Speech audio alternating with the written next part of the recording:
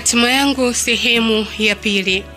Karibu katika mwendelezo wa simulizi inayokwenda kwa jina la Hatima yangu. Simulizi hii iliyojaa visa na mikasa ya kusisimua. Simulizi inayoelezea maisha halisi aliyopitia mwanamke mmoja anayefahamika kwa jina la Tabu. Ni kipi ambacho kilimkuta mwanamke huyo? Twende naye sambamba. Mtunzi na msimuliaji wa simulizi hii ni mimi Faraja Simkwai. Unaweza kunipata katika mitandao ya kijamii Facebook, Instagram, TikTok pamoja na YouTube. Napatikana kama Faraja Simkwai. Sehemu iliyopita tulishia pale ambapo wazazi wake Tabu wamemlazimisha Tabu kuolewa na mwanaume ambaye anafahamika kwa jina la Isaac. Walimlazimisha kuolewa naye ni kwa sababu mwanaume yule alijitoa sana katika kuisaidia familia ya Tabu. Ndipo walipoona kwamba mwanaume yule anafaa kabisa kuwa mume wa Tabu. Ni kwa sababu wa hali duni ya familia hii ya kina Tabu. Ndipo walipoona kwamba Tabu kama ataolewa na mwanaume huyo anayefahamika kwa jina la Isaac, basi atakuwa ni mmoja ya mkombozi katika familia yake. Lakini Tabu yeye alikuwa anaumia sana. Hakutaka kabisa kuolewa na mwanaume huyo. Siku ya kwanza tu anafika katika nyumba ya Isaac, Isaac anamwambia kwamba vitu vyake huwa haviendi bure, na mtu ambaye anatakiwa kulipa vitu vyote ambavyo amevitoa katika familia ya Tabu basi ni Tabu yeye mwenyewe. Ni vitu gani ambavyo atavilipa Tabu?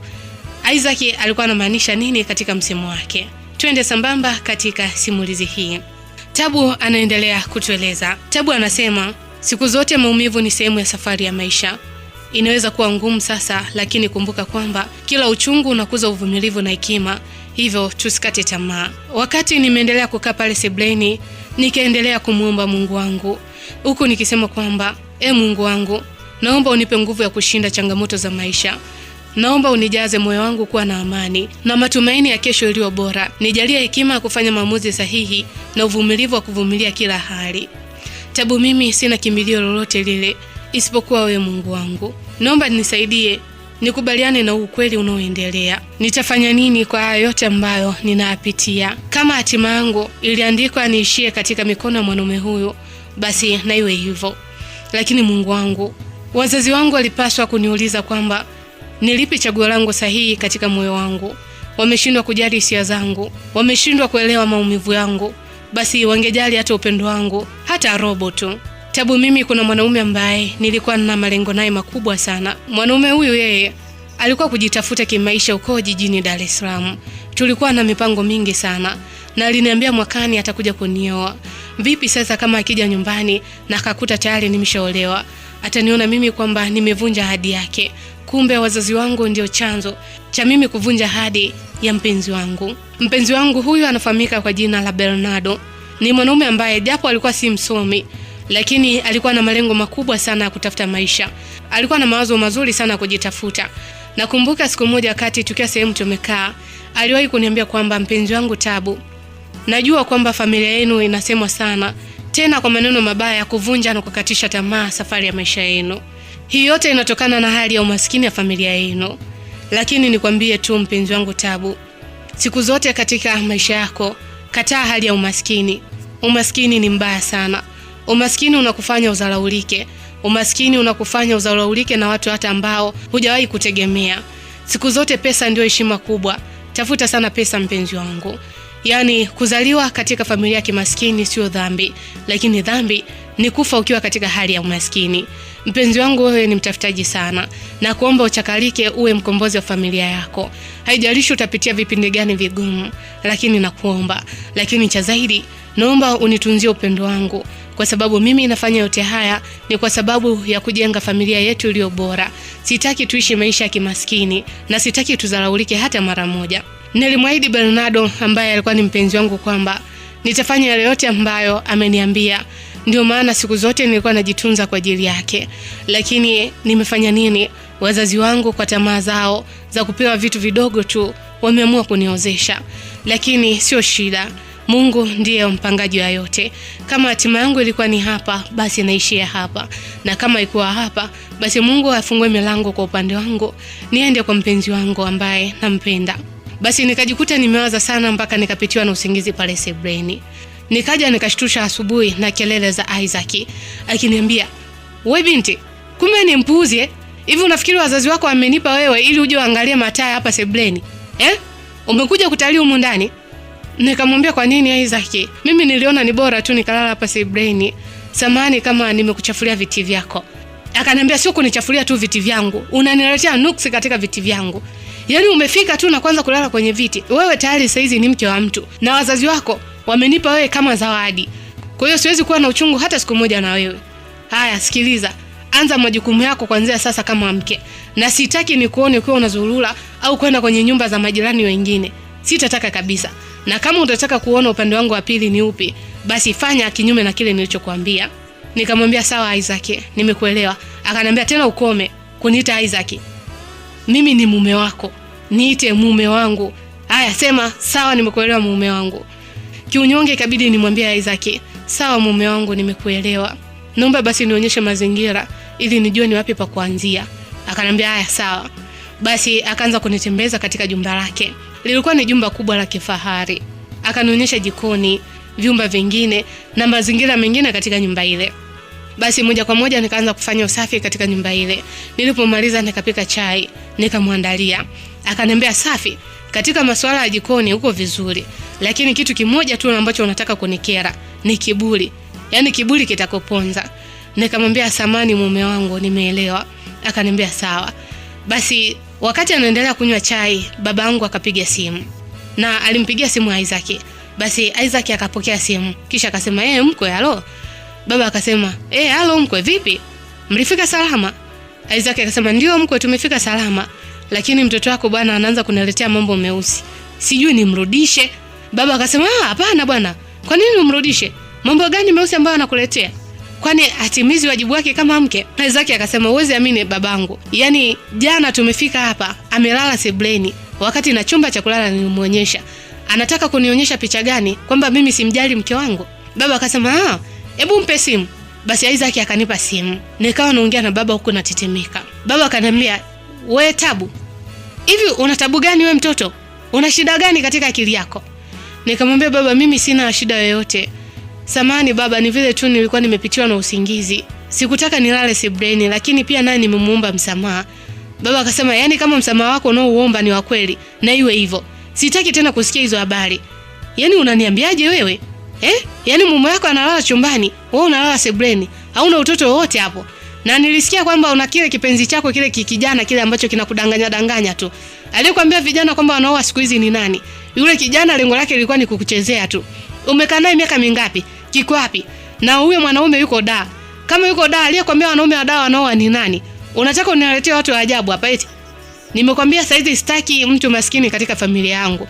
Tumeshajipatia Isaac na ndio ayo Isaac. Sawa? Nikamwambia sawa baba, nimekuelewa. Nitafanya vile ambavyo unataka. Basi mama naye upande wa pili akawa anamwambia baba, nipe simu niongee naye. Baada ya mama kupewa simu akaniambia, "Wewe Tabu, vipi? Unataka kutuaibisha eti?" Nikamwambia mama, hapana, sio kuaibisha. Ni vile tu nilikuwa nimepitiwa na usingizi. Akasema, tena wewe usingizi wako, wewe unapitiwa na wewe usingizi wako ukiwa chumbani kwa mume wako. Sawa? Nikamwambia sawa mama, nimewaelewa. Asanteni. Na mama akasema, na huyo Bernardo wako jana alipiga simu kwa dada yako. Tumeshamwambia ukweli kwamba tayari umeolewa. Nikamwambia mama, unasemaje? Kwa nini ulimpa taarifa hizi Bernardo wakati mimi ndiye ambaye ilikuwa ni mtu ninayetakiwa kumpa hizi taarifa? Kwa nini mama mmenifanyia hivi? Nimekubali kuolewa na Isaac kwa ajili yenu. Pia tena mnaenda kunikosanisha kwa mwanaume ambaye nilikuwa nampenda mamangu. Kwa nini mmenifanyia hivi? Hivi mama, mimi ni mtoto wako kabisa. Mimi ni mtoto wako kabisa kumzaa. Au watoto wako wengine ni hao? Au mimi nimesingiziwa? Mama akaniambia, "Wewe mtoto unalaana Ushawahi muona mamako na babako mwingine zaidi ya sisi?"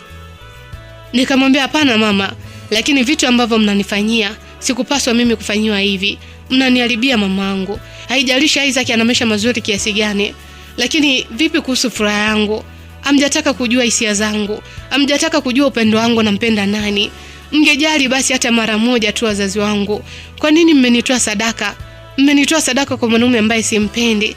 Mbali na kutokumpenda, ni mwanaume ambaye amenizidi umri miaka mingi sana." Mama akasema, "Wewe koma. Umri gani aliyokuzidi? Miaka 20 tu ndo aliyokuzidi. Kuna watu wanaolewa na watu wana miaka mpaka 80, 90, 100 huko. Wewe umeolewa na kijana mbichi kabisa huyo. Na ushukuru tu mke wake amekufa mapema. akati bado wewe kijana. Wanasema kufa kufaana mwanangu. Na sisi tusitirike. Yaani kila siku sisi tu tuwe ombaomba jamani hapa mtaani. Umeona tu ndani ya huu mwezi mmoja baba watu wametugharamikia kila kitu. Tunaishi vizuri, ngozi zimeanza kunawili, tumeanza kupaka mafuta. Tulikuwa tunakula mara moja kwa siku, sasa hizi tunakula mara 3 kwa siku. Wewe uone raha hiyo mwanangu? Nikamwambia raha mama, raha kwenu kwa nyinyi ambao mnapata vitu vingi kutoka kwa mwanaume huyu. Lakini vipi kwa mimi mtoto wako? Naipata raha hiyo kama ambayo wenyewe mnaipata? Sawa mama, kama imeandikiwa iwe hivi, basi itakuwa hivyo. Mama akasema hebu nipishege huko. Kisha mama akakata simu. Basi Isaac akaniangalia kisha akacheka. Akasema, hii ni hatari. Yaani ina maana ukoo wenu wote mzima unategemea mali za kwangu kupitia wewe. Ama kweli maskini sio watu wa kuwa nao karibu. Yaani hapa watataka kuniomba mpaka chumvi. Lakini sio kesi. Madam nimekupenda, haina shida. Wewe cha msingi tu ili ndugu zako waendelee kula vizuri ni wewe kunihudumia vizuri. Hivyo tu. Unatakiwa unihudumie vizuri na kunipenda mimi kama mume wako. Na sitaki uwe na tabia za kimaskini kama hao ndugu zako. Lakini pia mimi na mke wangu hatujabahatika kupata watoto. Ndio maana nikakutafuta wewe binti mdogo kwa sababu nilijua kwamba naweza nikapata mtoto kutoka kwako. Hivyo kama nikibahatika kupata mtoto kutoka kwako, nitakufanyia kila kitu ambacho utakitaka katika maisha yako. Sio kukujengea nyumba, si kuiboresha familia yenu. Nitabadilisha mazingira mazima ya familia yenu. Sawa? Nikamwambia sawa Isaac, kwa kuwa umeamua hivyo, mimi ni nani hata nipinge? Kama wazazi wangu wamekubali mimi niwe na wewe, kwa nini nikukatae? Akasema safi, hilo ndo neno ambalo umeliacha. Basi maisha ya mimi pamoja na Isaac yakaendelea. Ikabidi ni ukubali tu ukweli kwamba mimi tayari ni mke wa Isaac.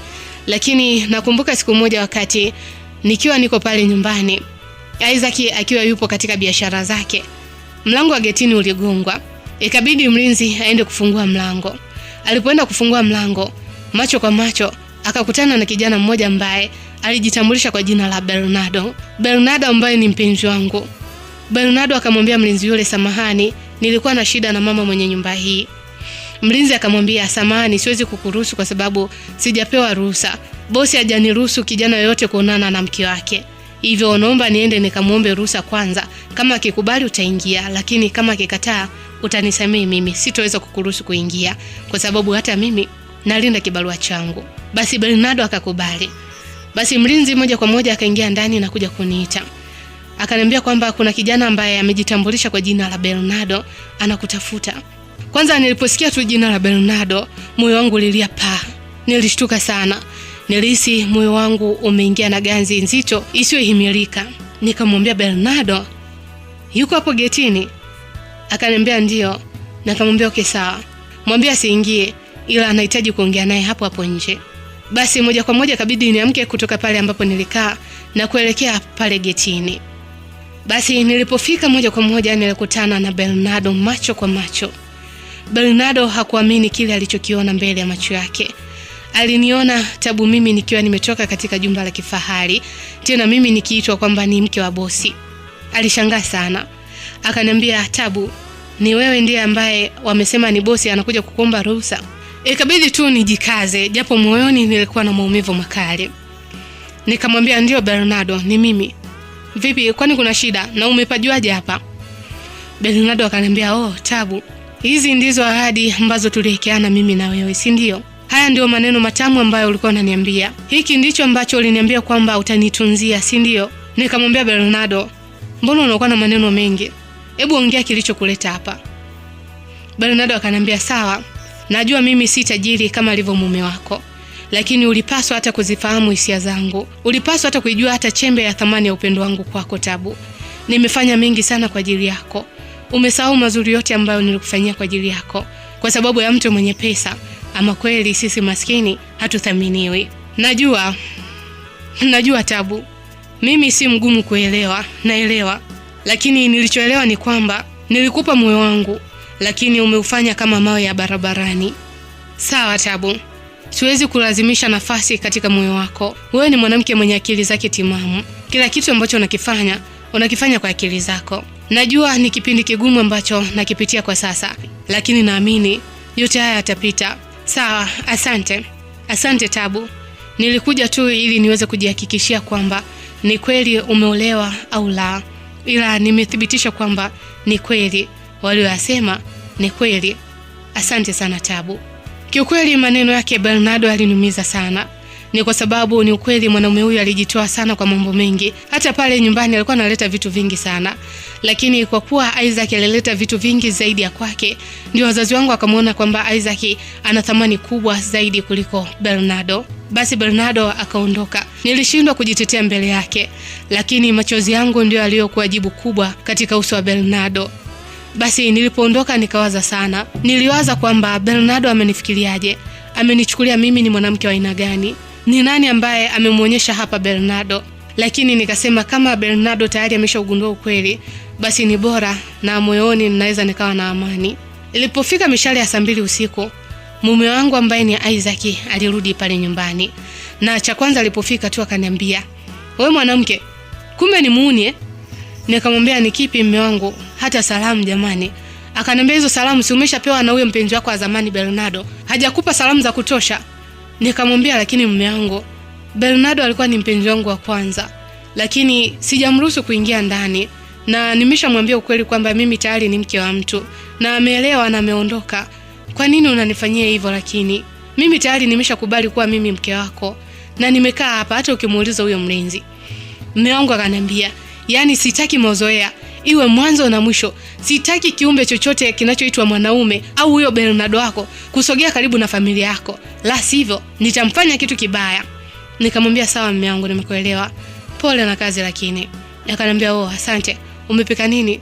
Nikamwambia, "Nimekupikia ndizi unazozipenda. Nimekupikia ndizi nazi na samaki." Akasema, "Okay, subiri nikaoge nije kula." Nikamwambia, "Sawa." Basi Isaac akaenda kuoga kisha akaja kula. Lakini nilikuwa sina amani kabisa moyo wangu. Basi siku zilizidi kusonga mbele. Hatimaye ikapita miezi 7. Siku moja Isaac akaniita. Akaniambia, "Tabu, unajua mimi sikuelewi." Nikamwambia, "Kwa nini unielewi?" Akaniambia, "Sikuelewi ni kwa sababu ni miezi 7 sasa tangu mimi nikuchukue nyumbani kwenu." Nikamwambia, "Ndio naelewa. Kwa nini unielewi?" Akaniambia, "Wanawake wenzio wakishafika katika ndoa zao, miezi 3 tu ndoa zinajibu. Vipi wewe? Kila kitu unaona mwenzangu unakula. Sijui kuona kwamba unaniambia mume wangu sijui unahisi kichefuchefu, sijui sitaki dagaa, sijui sitaki kula samaki wa bichi, yani kila kitu unafakamia tu. Ina maana wewe huo ujauzito unaubeba lini? Na mimi nilikwambia lengo langu kubwa la kukuleta hapa ni wewe kunipatia watoto na si kuja kunijazia choo hapa na kuendelea kuihudumia familia yenu. Sasa kutakuwa na haja gani ya mimi kuendelea kukulea mtu ambaye huna faida kwangu? Si ni kama tu nimefuga nguruwe dume hapa. Kuna mtu ambaye anafanya kitu pasipokuwa na faida." Nikamwambia, "Isaac, mume wangu, kila kitu huja kwa sababu. Hata mimi juzi tu nimetoka hospitali. Nimetoka hospitali kupima na nimemwambia daktari kila kitu ambacho kinaendelea. Lakini daktari amenipima, ameniambia mimi sina tatizo lolote. Na kingine alichoniambia ni kwamba ameniambia twende wote na wewe ukapime, huenda tatizo likao upande wako. Au kuna namna ambavyo anaweza kutushauri." Isaac akaniambia, "Unasemaje wewe? Mpumbavu kabisa wewe. Ulipata wapi ujasiri wa kwenda kwa daktari pasipo kunishirikisha mimi mume wako? Au huyo daktari ndo mume wako?" Nilienda tu kutafuta suluhu kwa sababu mimi pia niliona kwamba ni ajabu miezi 7 hii sioni dalili zozote katika mwili wangu. Isaac akaniambia, "Kwa hiyo wewe na daktari wako mmeshauriana kwamba mimi sina nguvu za kiume, si ndio?" Nikamwambia, "Hapana mume wangu, mimi sijamaanisha hivyo. Nilikuwa tu nakwambia ule ushauri ambao ameniambia daktari." Akaniambia, "Sasa sikiliza. Naona wewe tayari maisha humu ndani yamekushinda. Yaani nakupa miezi 6 mingine. Usipofanikiwa kubeba ujauzito, basi ujue humu ndani na hii nyumba itakushinda. Utarudi uko kwenu kwenye familia yenu ya kimaskini, mnaogombania miogo, wazazi pamoja na watoto." Pumbavu. Maneno yale yaliniuma sana. Nikaanza kujisikia vibaya, au mimi nina tatizo la uzazi. Lakini daktari mbona aliniambia niko vizuri? Lakini swali lingine likaja ni kwamba au Isaac mume wangu ndiye atakuwa na tatizo. Na kama alifanikiwa kuoa na ndoa yake ya kwanza hajafanikiwa kupata mtoto, ni kwamba mke wake alikuwa na tatizo au yeye ndio ana tatizo? Mbona nimeingia katika mtihani mzito mimi? Nikawa sijui hata cha kufanya. Lakini yote nikasema namwachia Mungu. Mungu ndiye mweza yote. Mungu ndiye atakayenipa majibu ya haya maswali yangu. Naam, na huo ndio mwisho wa sehemu ya pili wa simulizi yetu inayokwenda kwa jina la Hatima Yangu. Haya, visa vimeanza katika ndoa ya Tabu. Ni kipi ambacho kitatokea? Je, ni upi mwenye tatizo katika upande wa uzazi? Tabu au mume wake anayefahamika kwa jina la Isaac? Usikose kufuatilia mwendelezo wa simulizi hii. Mtunzi na msimuliaji wa simulizi hii ni mimi, Faraja Simkwai.